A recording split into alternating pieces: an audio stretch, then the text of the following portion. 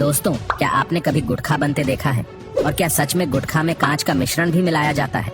और किस जगह बनती है आपको पता है? तो दोस्तों, इसको बनाने के लिए सबसे पहले इस्तेमाल किया जाता है सुपारी का। और सुपारी हमें मिलती है इस पौधे से, जो कि आप अभी देख रहे हैं। जी हाँ, यहाँ पर सुपारी की खेती की जाती है। इन छोटे छोटे पेड़ों पर सुपारी के फल लगते हैं और जब तक ये फल पक नहीं जाते तब तक इन्हें अच्छे से पाला पोसा जाता है। जब ये सुपारी का पौधा अच्छे से बड़ा हो जाता है, इसके फल को पौधे से अलग कर लिया जाता है। इसको भी अलग करने का प्रोसेस ठीक वैसा ही होता है। इसको आप पीट कर पेड़ से अलग किया जाता है।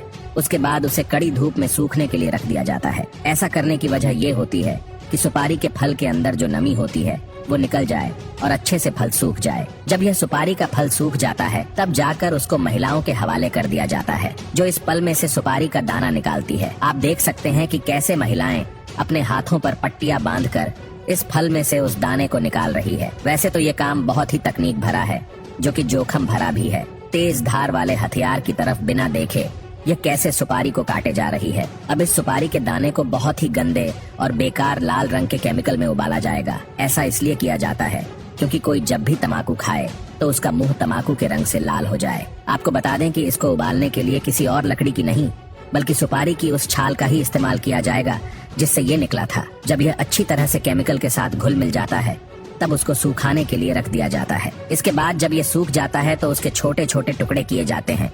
अब ये सुपारी तो तैयार हो गई है, मगर अब बारी है उसमें मिलाए जाने वाले तंबाकू की। तंबाकू को शुरू में बाहरी फ्रेम में उगाया जाता है, जिसे सीडबेड कहा जाता है। गर्म इलाकों में यह फ्रेम गीली घास या एक कपास की चादर से ढके होते हैं। 8 से 10 सप्ताह के बाद जब तंबाकू के पेड़ लगभग 10 इंच के हो जाते हैं तो इन्हें खेतों में शिफ्ट कर दिया जाता है।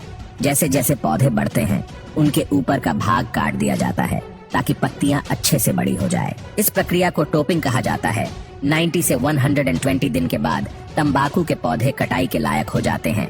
इसके बाद इन पत्तियों को फैक्ट्री में शिफ्ट किया जाता है, जहां पर इन्हें सुखाया जाता है, जिसको करने के लिए कृत्रिम गर्मी यानी कि आर्टिफिशियल हीट का इस्तेमाल किया जाता है।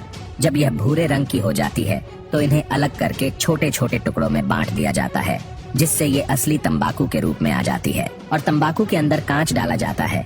उसको डालने के लिए कांच की बोतल को मशीन के अंदर डाला जाता है और फिर मशीन उसको इतना बारीक पीस देती है कि ये एक पाउडर बन जाता है।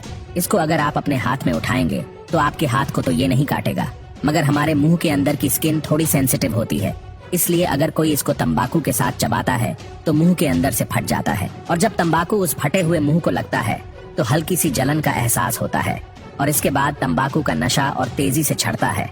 इसके बाद सुपारी के मिश्रण और तंबाकू के पदार्थ को कथा पान मसाला के साथ एक कांच का पाउडर मिलाकर मशीन के अंदर डाल दिया जाता है। फिर इन्हें पैकेजिंग के लिए भेज दिया जाता है और छोटे छोटे पैकेट्स में रैप किया जाता है। तो दोस्तों, यह था पान मसाला बनाने का पूरा प्रोसेस। आपने देखा, इसमें सारी चीजें वो डाली जाती हैं जो हमारे शरीर को नुकसान पहुंचाने वाली होती हैं।